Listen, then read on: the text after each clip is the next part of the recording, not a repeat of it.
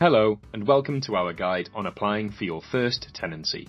Getting your first place is exciting, but there's a lot to think about. This video will walk you through everything you need to know, from working out your budget to understanding your rights as a tenant. Before you even begin looking at properties, it's really important to work out what you can afford.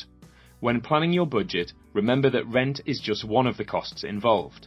You'll also need to cover council tax, unless you're exempt, utility bills, if they're not included in your rent, and possibly insurance to protect your belongings. You'll also need to pay a deposit up front.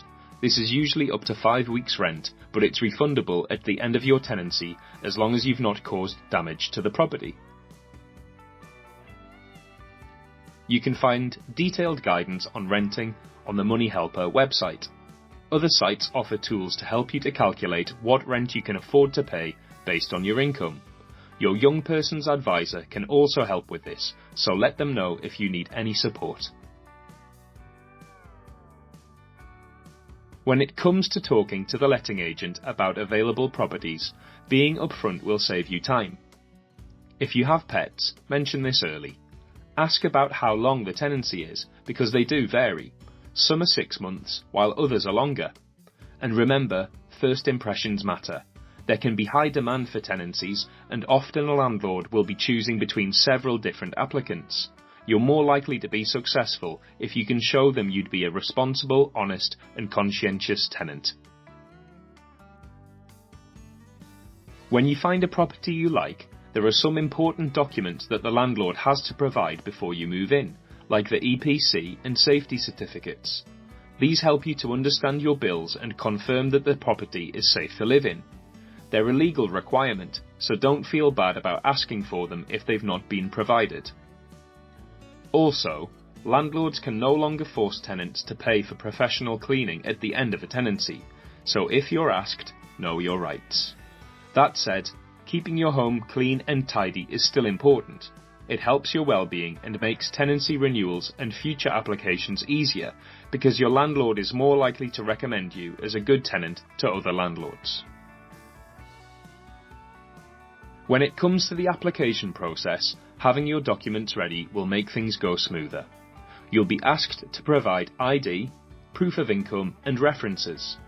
Letting agencies will often ask for a reference from a previous landlord, but they should also accept a character reference from your employer or even a friend or neighbour who knows you well, confirming that you're responsible and reliable. Protect yourself as a tenant. Make sure you have evidence of the property's condition when you move in.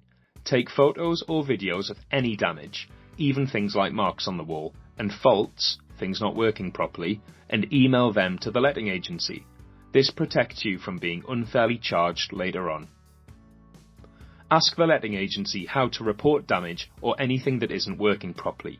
You might hear these referred to as maintenance issues. And remember to tell them as early as possible about problems like gas or water leaks or electrical faults.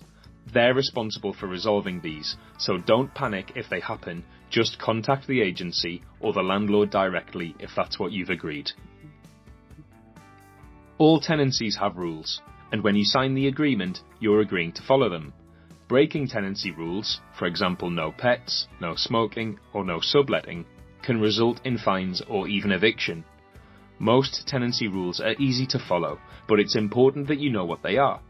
Remember to speak to the letting agency if you have any questions about the rules, ideally before you move in. It's really important to be prepared and proactive when your tenancy ends or is about to end. If your landlord doesn't renew your tenancy agreement, you may have to leave the property with 30 days notice. Check your agreement to be certain. Make sure you're ready to start searching for a new property or to seek support from the council if need be. You don't want to leave everything to the last minute, as finding a new place to live can take time. If a renewal is what you want, make sure that the letting agency and the landlord are aware of this. It doesn't unfortunately give you the right to stay, but if you don't tell the letting agency and landlord that you want to extend or renew your tenancy, they might assume that you're not bothered and start looking for new tenants. Remember when we mentioned deposits earlier? You'll really want this money back at the end of your tenancy. Remember to use your photos from the start of your tenancy and any emails you sent informing the agent or landlord about maintenance issues to challenge any unfair damage claims. Deposits are protected by law in schemes that ensure fairness, so if you haven't caused any damage, you should be okay, but your photo evidence should help to make sure of this. Thanks for watching our video, we hope it's useful. Remember, you're not on your own. If you need more support, reach out to your young person's advisor or visit our website for more information.